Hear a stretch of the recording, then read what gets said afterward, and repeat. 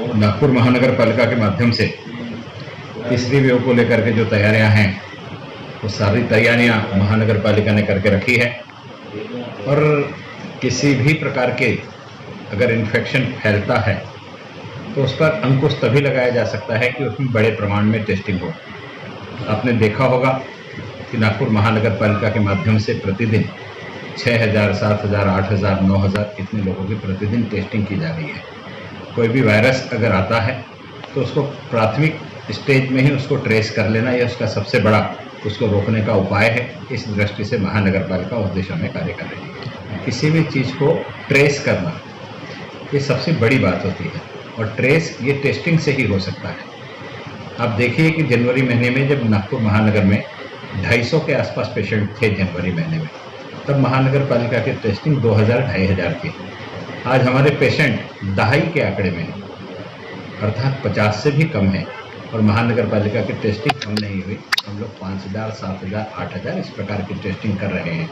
इसलिए ज़्यादा से ज़्यादा टेस्टिंग करके हम ये ट्रेस करने की कोशिश कर रहे हैं कि कोई भी अगर इसमें रोगी है तो तुरंत हमारे रडार पर आ जाए, जिसको आइसोलेट करके इस बीमारी को हम रोक सकते हैं।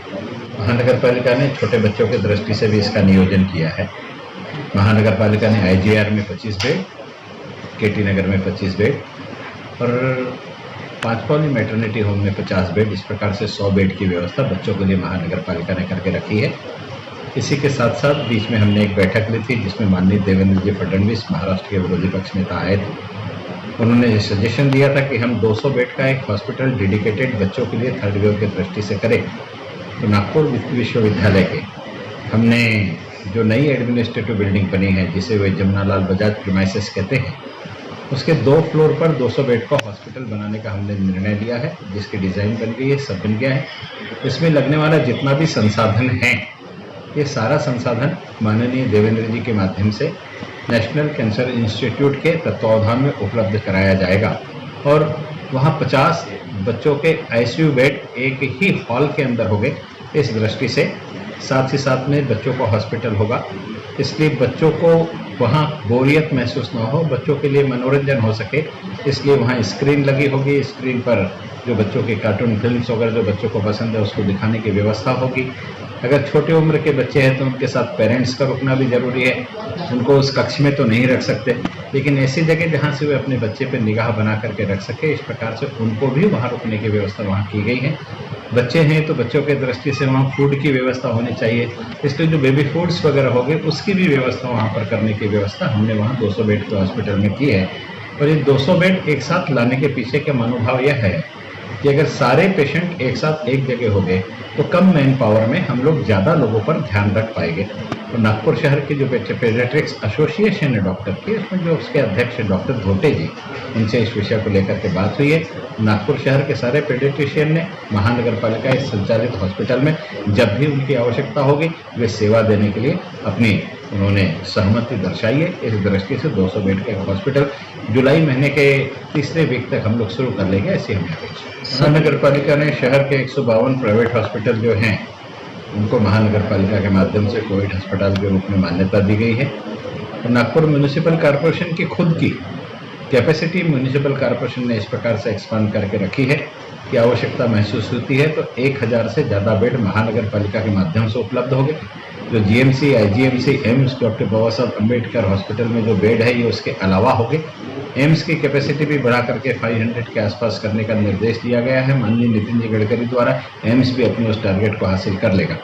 इस दृष्टि से 600 bed GMC, 600 bed IGMC, 600 bed 500 bed AIIMS और करीब करीब 100 के आसपास बेड हम लोग डॉक्टर बाबा साहब अम्बेडकर के पकड़ ले तो सरकार की व्यवस्था वो होगी।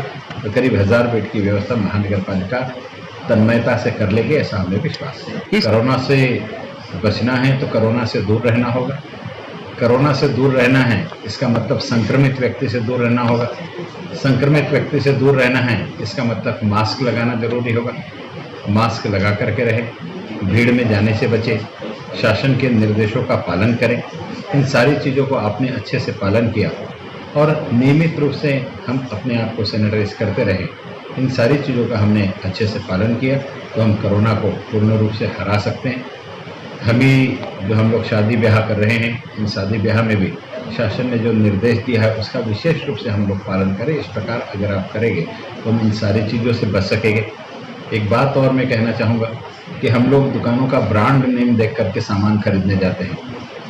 नागपुर के नागरिकों ने तय कर लेना चाहिए, जिस दुकान में ये स्टिकर लगा होगा कि मेरे दुकान के सारे कर्मचारी वैक्सीनेटेड है, उस दुकान से सामान खरीदे। दुकानदार तय कर ले कि बगैर मास्क वाले को मैं सामान नहीं दूंगा, और खरीदार तय कर ले कि बगैर मास्क वाले से मैं सामान नहीं लूँगा। इन सारी चीज़ों का हमने पालन किया, तो इस पर हम लोग बहुत बड़े प्रमाण में स्वयं शासन से, स्वयं अनुशासन से अंकुश लगा सकते हैं।